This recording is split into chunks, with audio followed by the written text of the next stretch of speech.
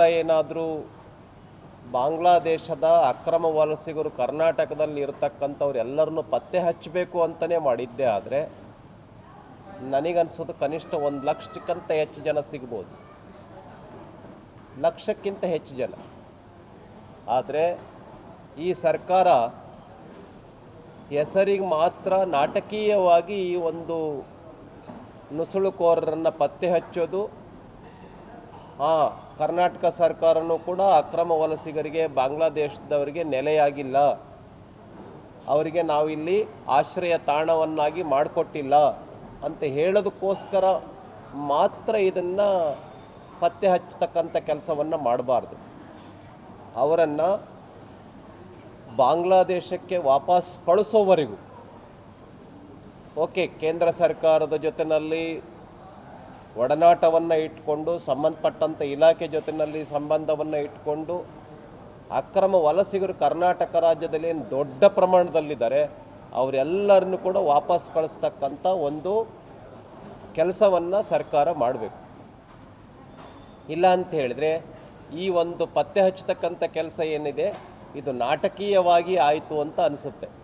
ಆದ್ದರಿಂದ ಸರ್ಕಾರ ಗಂಭೀರವಾಗಿ ತೆಗೆದುಕೊಂಡು ಅಕ್ರಮ ವಲಸಿಗರನ್ನು ವಾಪಸ್ ಕಳಿಸ್ತಕ್ಕಂಥ ಕೆಲಸದಲ್ಲಿ ತೊಡಗಬೇಕು ಅಂಥೇಳಿ ನಾನು ಈ ಸಂದರ್ಭದಲ್ಲಿ ಆಗ್ರಹಪಡಿಸ್ತೇನೆ.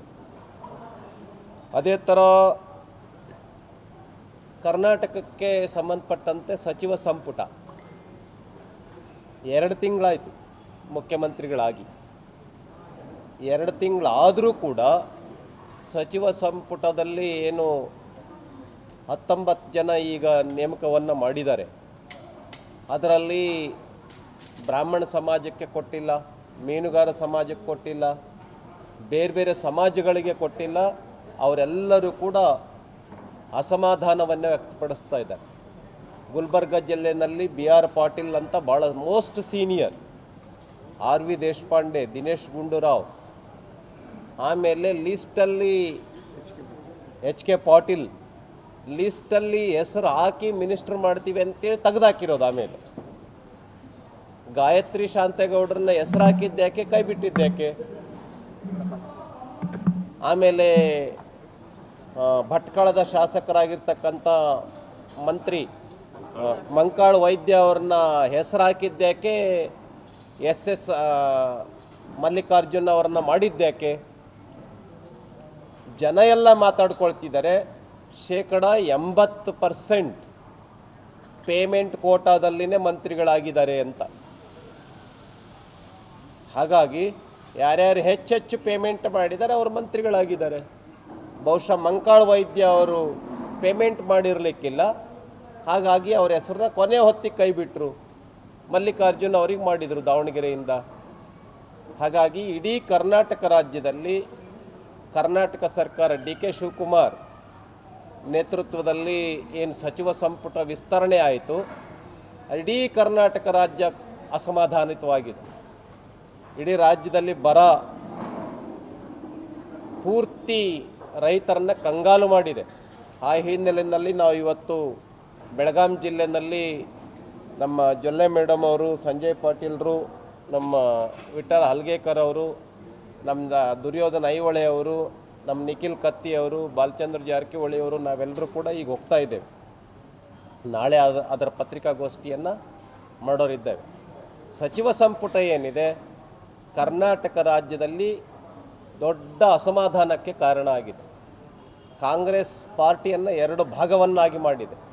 ಸಿದ್ದರಾಮಯ್ಯ ಅವರು ಮಾತೇ ಆಡ್ತಾ ಇಲ್ಲ, ಸಿದ್ದರಾಮಯ್ಯ ಅವರು ಮೌನ ವಹಿಸಿದ್ದಾರೆ. ಆದ್ದರಿಂದ ಕರ್ನಾಟಕ ಸರ್ಕಾರ ಒಂದು ರೀತಿ ಏನು DK ಶಿವಕುಮಾರ್ ಆದ ತಕ್ಷಣವೇ ಆರಂಭ ಶೂರತ್ವವನ್ನು ತೋರಿಸಿದರು. ಭಾಳ ಶಾಂತವಾಗಿ ಮಾತುಕತೆಯನ್ನು ಮಾಡಿನೇ ಸಿದ್ದರಾಮಯ್ಯ ಅವ್ರನ್ನ ಕೆಳಗಡೆ ಇಳಿಸಿದರು, DK ಶಿವಕುಮಾರ್ ಅವ್ರನ್ನ ಮುಖ್ಯಮಂತ್ರಿಯನ್ನಾಗಿ ಮಾಡಿದರು ಅನ್ನುವಂಥ ಒಂದೇನು ವಾತಾವರಣ ನಿರ್ಮಾಣ ಆಗಿತ್ತು, ಅದೆಲ್ಲ ಸುಳ್ಳು. ಸಿದ್ದರಾಮಯ್ಯ ಅವರನ್ನು ಭಾಳ ಅಪ್ರಜಾಸತ್ತಾತ್ಮಕವಾಗಿ ಅವರ ಮನಸ್ಸಿಗೆ ವಿರುದ್ಧವಾಗಿ ಅವ್ರನ್ನ ಕೆಳಗಿಳಿಸಲಾಗಿದೆ ಅನ್ನುವಂಥದ್ದು ಇಡೀ ಸಮಾಜಕ್ಕೆ, ಇಡೀ ರಾಜ್ಯಕ್ಕೆ ಗೊತ್ತಾಗ್ತಾ ಇದೆ. ಇಡೀ ಒ ಬಿ ಸಿ ಸಮಾಜ ಸರ್ಕಾರದ ವಿರುದ್ಧವಾಗಿದೆ. ಆದ್ದರಿಂದ ಸರ್ಕಾರಕ್ಕೆ ಆಗ್ರಹಪಡಿಸ್ತೇವೆ, ಬರಗಾಲ ಏನು ವಿಷಯ ಇದೆ ಅದನ್ನು ಕೂಡಲೇ ಸಚಿವ ಸಂಪುಟ ಪೂರ್ತಿಯನ್ನು ಮಾಡಿ ಸದನವನ್ನು ನೀಟಾಗಿ ಚೆನ್ನಾಗಿ ನಡೆಸಬೇಕು ಅಂತೇಳಿ ಈ ಸಂದರ್ಭದಲ್ಲಿ ಆಗ್ರಹ ಪಡಿಸ್ತೇವೆ. ಯಾವ ಖಾತೆಗಳನ್ನು ಹಂಚಿಲ್ಲಲ್ಲ, ಇನ್ನು ಯಾವ ಖಾತೆಗಳನ್ನು ಹಂಚಿಲ್ಲ. ಈಗ ಮಂತ್ರಿಗಳನ್ನು ಮಾಡಿದ್ದಾರೆ ಅಷ್ಟೇ, ಮಿನಿಸ್ಟರ್ ವಿತೌಟ್ ಪೋರ್ಟ್ಫೋಲಿಯೋ ಮಾಡಿದ್ದಾರೆ.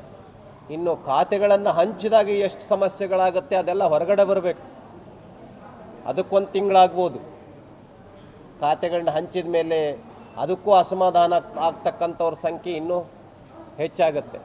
ಹಾಗಾಗಿ ಇಡೀ ಕರ್ನಾಟಕ ರಾಜ್ಯದಲ್ಲಿ ಏನು ಅವರ ಆಸೆ ಇತ್ತು, ಅವರ ಆಸೆ ಈಡೇರಿದೆ. ಕರ್ನಾಟಕ ರಾಹುಲ್ ಗಾಂಧಿಯವರ ಪಾಲಿಗೆ ATM. ಅದು 3 ಕಡೆ 4 ಕಡೆನೂ ಸಂದಾಯ ಮಾಡಬೇಕು ಅನ್ನುವಂಥದ್ದಿದೆ. ಅದು ಎಷ್ಟು ಕಡೆ ಸಂದಾಯ ಮಾಡಿದ್ದಾರೆ, ಎಷ್ಟು ಕಡೆ ಪೇಮೆಂಟ್ ಮಾಡಿ ಮಿನಿಸ್ಟರ್ ಆಗಿದ್ದಾರೆ ನಮಗೆ ಗೊತ್ತಿಲ್ಲ ಅದೆಲ್ಲ. ಬಟ್ ಅದೆಲ್ಲ ಇವತ್ತಲ್ಲ ನಾಳೆ ಹೊರಗಡೆ ಬಂದೇ ಬರುತ್ತೆ.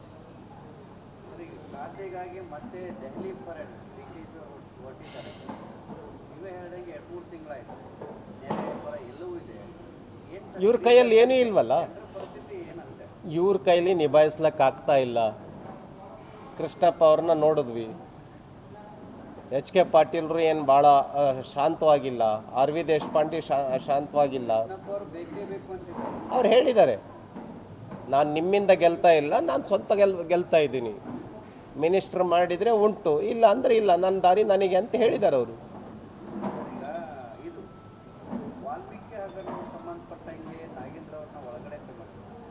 ಕೋರ್ಟ್ ಆದೇಶವನ್ನು ಉಲ್ಲಂಘನೆ ಮಾಡಿ ದೆಹಲಿಗೆ ಹೋಗಿದ್ದಾರೆ ಅನ್ನೋ ರೀತಿಯಲ್ಲಿ ಕೂಡ ಈಗ ಒಂದಿಷ್ಟು ಫೋಟೋಗಳು ವೈರಲ್ ಆಗ್ತಾ ಇದೆ.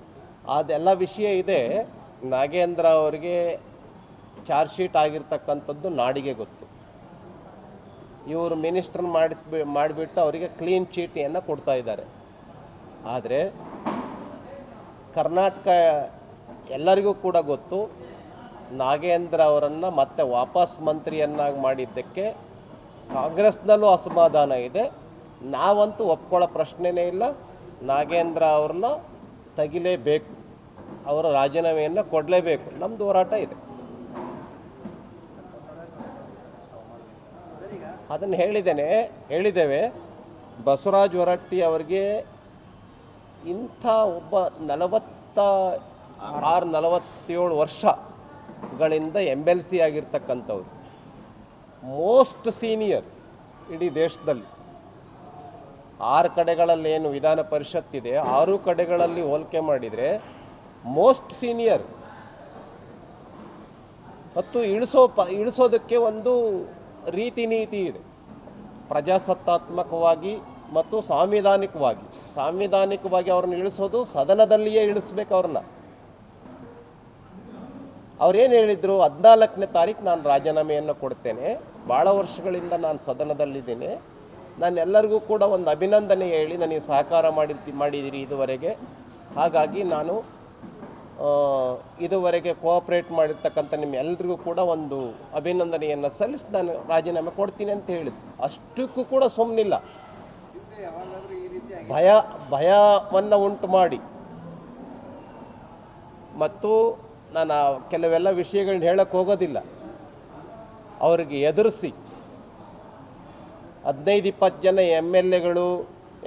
MLCಗಳು, ಮುಖ್ಯಮಂತ್ರಿಗಳು ಮತ್ತು ರಾಜ್ಯ ಕಾಂಗ್ರೆಸ್ನ ಅಧ್ಯಕ್ಷರು ಹೋಗಿ ಅವ್ರ ಹತ್ರ ಲೆಟ್ರೆಡ್ ತರಿಸಿ, ಯಾರು ಬಸವರಾಜ ಹೊರಟ್ಟಿ ಅವರ PS ಕಡೆಯಿಂದನೇ ಲೆಟ್ರೆಡ್ ತರಿಸಿ ಅಲ್ಲೇ ಆಫೀಸ್ನಲ್ಲಿ ಟೈಪ್ ಮಾಡಿಸಿ ಸಿಗ್ನೇಚರ್ ಅಲ್ಲೇ ಹಾಕ್ಸಿದ್ದಾರೆ. ಇದ ಪ್ರಜಾಪ್ರಭುತ್ವ, ಇದ ಸಂವಿಧಾನ. ಇಡೀ ವಿಧಾನ ಪರಿಷತ್ಗೆ, ಇಡೀ ನಾಡಿಗೆ, ಸಂವಿಧಾನಕ್ಕೆ ಮಾಡಿರ್ತಕ್ಕಂಥ ಅಪಮಾನ ಇದು. ಭಾಳ ಬೇಜಾರಾಗಿದ್ದಾರೆ ಯಾರು ಹೊರಟ್ಟಿಯವರು. ಹಾಗಾಗಿ ಆ ರೀತಿಯ ಒಬ್ಬ ಹಿರಿಯ ಸದಸ್ಯರನ್ನು, ಹಿರಿಯ ಸಭಾಪತಿಯರನ್ನು ಈ ಥರ ನಡೆಸ್ಕೊಂಡಿದ್ದು ಖಂಡಿತ ಕ್ಷಮಿಸಲು ಅಸಾಧ್ಯವಾಗಿರ್ತಕ್ಕಂಥ ಸಂಗತಿ.